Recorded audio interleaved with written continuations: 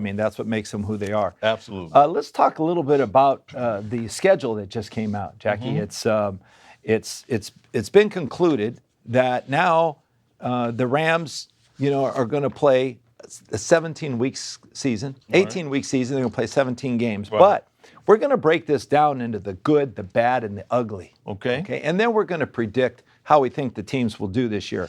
We both agree that we're very optimistic coming out of this draft for the Rams. Very much so. The good is, Jackie, that they play 3 straight home games after week 5. But I don't know if that's so good or not. I mean, I don't really know what difference that makes. Well, it makes a difference. It makes a it's always better to play at home, obviously. Yeah, and I think with their roster, the turnover in their roster and how young these guys are going to be, the more familiarity they can have, the more consistent familiarity they can have with their expectations, the better they'll perform. Because they're going to be dealing with a lot of things, man. I mean, I can't even begin to tell you all the things that a first-year player has to do with. Now, he'll say to himself, my priority is to play. I ain't worried about the money, I ain't worried about this. But, yeah, he's got mom.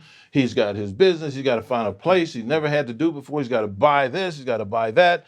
All of these different things. I got to live here, or what's the most convenient. There are a lot of different things that goes on that these young guys are going to have to be dealing with.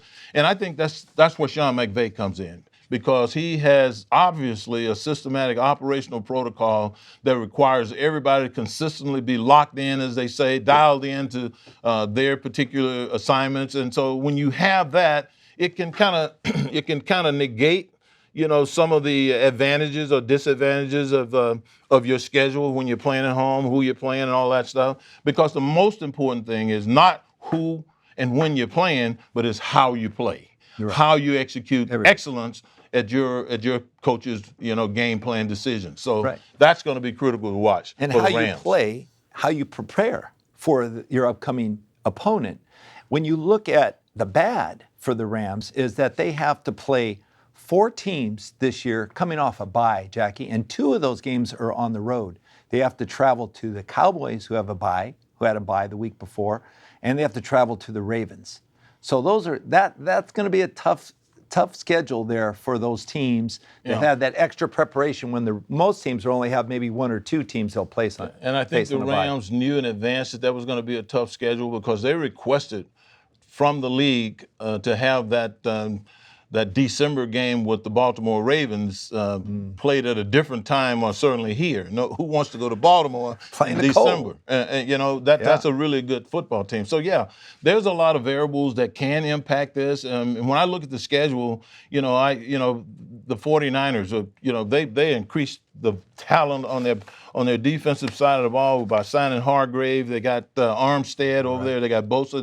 They can put pure heat on a quarterback. And they opened the season early with these guys. And the thing that concerns me... And that's the ugly part of the next question. Yeah, that's the thing that concerns me a little bit, is the youth and the inexperience of dealing with the intensity that's going to be presented to them by the San Francisco 49ers. Right. But there's one thing that they have in their favor at this point, and that is the fact that we don't know who the quarterback is. Yeah. Brock Purdy's dealing with some issues. The other guys he's dealing with. They got a bunch of. They're going to have a new quarterback in a pretty sophisticated system. Not that that's the worst thing that can happen, because Brock Purdy did pretty good in that same system last year. But I think it gives the Rams an advantage against them in particular early in the year. This is the ugly part of it, Jackie. They're a young team, as you mentioned, and they have a really tough first 5 weeks. Okay, their first 2 games are against their divisional foes. They have to play Seattle on the road. Then they come to play at home. They play the 49ers. Then they have to travel on a Monday night football game to play the Cincinnati Bengals. It's not going to be an easy task. No, it's not. And they come back on a short week and have to travel back to Indianapolis, play the Colts, and they come home to play the Eagles. This is the first 5 games. This is the ugly part of the schedule. It's the ugly part of it, because they're playing experienced teams, certainly playoff caliber teams. Cincinnati in the Super Bowl against them a couple of years ago. Philadelphia, we saw what they did with that humongous offensive line of theirs and a quarterback that they just gave a ton of money to. This is a good football team, in spite of the fact that they've lost both their offensive and defensive coordinators from a year ago to head coaching position. So this is going to be a physical matchup for the Rams. In fact, I think early on in this season, one of the things that I think we all should expect from offensives that play in the Rams is for them to try to beat them up. People are going to want to challenge the offensive line. They're going to want to challenge the defensive line. They're going to put pressure on them mentally and physically. And I think that that's going to be a formula for really causing the Rams some problem, particularly early on as they get all of these new guys like acclimated to the level of football that they're expected to play. It's going to be a rough start. Most people want to know what we think of what's going to happen. What do we predict how the Rams are going to do this year, Jackie? I think they're going to be a winning football team, actually. I think they'll be 9-8. Vince, what's your prediction? I got them at 10-7. 10-7. I got them at 10-7, and you know, I'll admit that's the playoffs, Jackie. Vince, I'll admit that some of my optimism is centered around, you know, the young players that they have, and certainly the coach that they have. Some of my optimism is centered around that, but some of my optimism is centered around the flaws of some of their opponents. 49ers, we don't know who their quarterback is. And if you don't play well at that position, it's hard to win football games, okay? Yeah. When they play Arizona twice. When they play Arizona, you know, you if you think about it, what can they possibly be doing right now to get better? When you look at what some of the other quarterbacks are doing, taking their players to different places and throwing and catching. Let's just put it this way. The Rams have improved their roster, I think, even though they've gotten rid of a lot man. of starters significantly. Last year. Okay, and I think they've replaced in areas and needs that they really need to have a top priority. And then one other thing, don't forget this, Vince. You know, it's good to have the manpower. It's good to have the bodies. It's good to be prototypically built to play any position in pro football. But it's even better when you have a coach who understands the nuances of playing. They got a new offensive line coach. And this guy was a bit of an undersized guy, but he operated in an offense there at the Patriots. Yeah. He operated in an offense that had as much variety and flexibility as any offense we've seen over the last 40 years that we've been watching pro football. Well, I see some of that happening with the Rams this year, Jackie. Absolutely. That influence will be good. And one of the indicators of that was how they're drafted in their offensive line. They drafted guys that can do more that are versatile. Yeah. Can do more than one thing. And in particular, they are good run blockers from a variety of different positions. And I think that's going to be one of the things that we can't underestimate as perhaps a strength for the Rams this coming year. Let's go on the other side of the street to talk about the Chargers, Jackie. Oh, yeah. We got to talk about the good, bad, and ugly with the Chargers. And I think this. Let's talk about the good. Their last 5 weeks of the season, 4 of them are divisional rivals. Okay, Jackie, they can make a run. If they win all those games, they can get where they want to go in the playoffs. Yeah. I think that's a good schedule for them. Yeah. But, you know, if a frog had wings,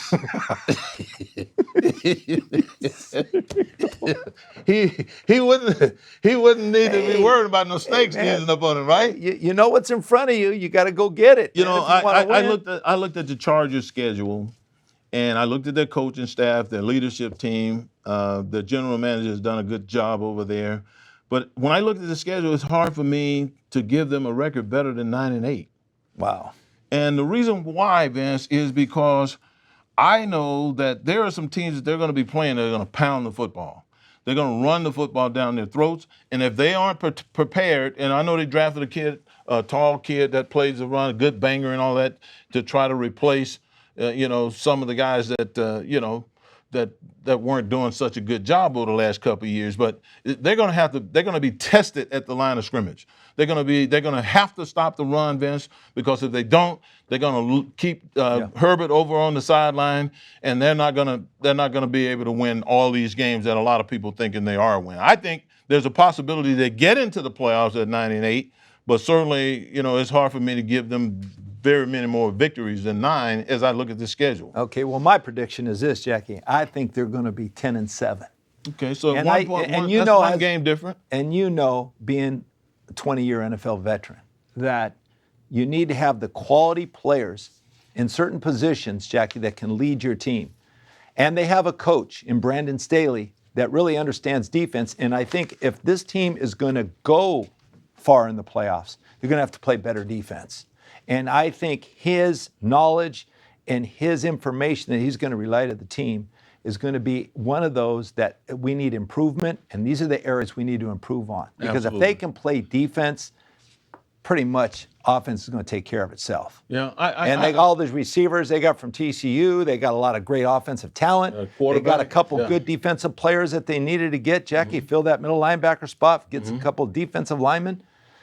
Who knows? You know, James, the interesting thing, Haley. The interesting thing listening to you, my friend, it has never changed. I'm optimistic, man. You have never, I mean, I can appreciate your optimism, but the thing that has never changed is that you are looking almost exclusively at their wideouts, at Justin Herbert, their quarterback. You got to remember, Vince, when they played Jacksonville last year, they had a 27-point lead. And because of their inability to run the football, that's in my opinion, is the reason why they lost that ball game and ultimately cost the offensive coordinator his job. So when I look at the Chargers and I look at some of these matchups that they have here, and I'm thinking to myself, you don't want to pay Austin Eckler at a 200-pound running back that had 915 yards rushing for you last year, caught 107 passes. You are not going to be able to win these ball games unless you put some big wood on those guys up front and insert a big back or some back that's capable of handling, 15, 20 carries a game into the line of scrimmage. I don't see that. I don't see that on their roster. They bring in Kellen Moore. Okay, Jackie? They're not going to make the same mistake they made last year with clock management. That's never going to happen again. Okay, you can hear it from me first. That's never going to happen. So when they get a 27-point lead, I don't care if they run the ball 3 downs and have to punt. They're going to run. They only get 1 yard at a time. You think they're going to run it? And Kellen Moore all he needs to do, Jackie, is put in 3 really good running plays. That's all you got to put in. Successful runs, fundamentally strong runs against any defense. With counters off of them, perhaps? Don't need no counters. Well, I disagree with that. Just run the play. Just run 3 great runs. Have 3 runs you can depend on. Hey, how many downs in football? 3. Yeah. If they can run more than 3 yards a down, well, they're going to get first down. They're going to get a first down every time, and that's true. If they can do that, Vince. But from my personal, that's a big if. From my personal experiences, you can take any Joe from Kokomo and put him over there in front of me and have me run the same thing at him over and over and over again. I won't be able to block him. I can't block him because he knows that there is nothing going on other than meat and potato football, and that's what he's going to defend, and I can't block the guy. But now if you take that same guy and you allow me to step over here and get him to bite thinking the ball is going over there and I throw him down inside and the ball comes outside and I do stuff like that, now I got him guessing. So when you talk about using a variety of only 3... But Jackie, they're going to be throwing the ball. They need 3 dependable runs. I understand that. Last year they had 1. Yeah, I understand what you're saying, and I know they're going to be throwing the football, but if you want to be successful in the running game, you got to do it consistently. And you're not going to be able to do it consistently unless you're giving variety to your offensive linemen to block these guys, man. The guys that they bring in to play run defense, they're not all Aaron Donald size. As good as they throw the ball, the pass can set up the run. And if with 3 great runs, that's all we need. Yeah, I'm going to move the football with. Yeah, give me but 3. I need more than 3 runs. I got to have more than 3 runs. All right, okay. All you got to give me 5, 6, 7 Hey, runs. they only have 1 run. They got to do little steps in the beginning. Yeah, well, let's start with 3 runs away from 1. That's for sure. Okay, well, that's better than 1. It's better than 1. And what about the Austin Eckler thing? I didn't really see them go out and get a guy who could. He's going to prove himself this year again. Jackie will be a free agent. And then they'll sign him to a contract. They won't let a guy like that go. They can't afford to. Because he still has too many years left in this guy. I'm telling you, he's got too many good years. Well, left. he's the most consistent player.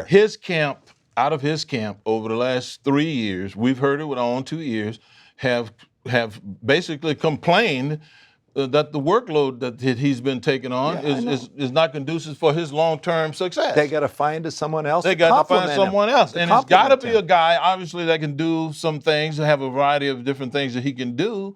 But it's got to be a guy, Vince. At some point in time, you got to have yourself somebody close to Eric Dickerson, somebody close to Jerome Bettis, somebody close to Todd Gurley. To give you a spell. That you can give that football to 15, 20 times a game if you have to. Right. That's the kind of backer I want. I appreciate all that Austin Eckler has done, and I want him on my team. Don't get me wrong. Yeah. But when we're getting ready to roll up our sleeves, and I got to deal with this guy over here that's slobbering at the mouth, foaming at the nose, I want some variety, and I want to be able to hit him in the lips with some things that he can't defend. And this is where I think they got to find that diamond in the rough. They got to find that diamond in the rough along with some variety, more than 3 plays, that's for sure. And give him a spell.